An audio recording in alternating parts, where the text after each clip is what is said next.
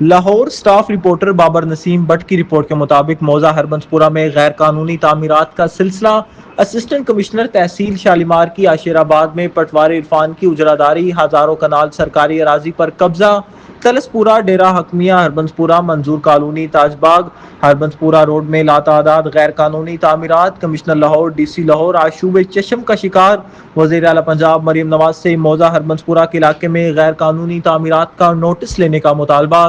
ذرائع سے معلوم ہوا ہے کہ اسسٹنٹ کمشنر تحصیل شالیمار اربوں روپے کی کرپشن میں ملوث ہے، جو صرف موضع ہربنسپورہ کی سرکاری اراضی پر مشتمل ہے، جبکہ انکروچمنٹ تجاوزات کی مد میں رشوت کا بازار گرم ہے۔ اس سلسلے میں اینٹی کرپشن اور ایف بی آر سے نوٹس کا مطالبہ۔ وطن عزیز کو لوٹنے والے یہ سرکاری چوروں کی بارات کا فوری احتساب کیا جائے۔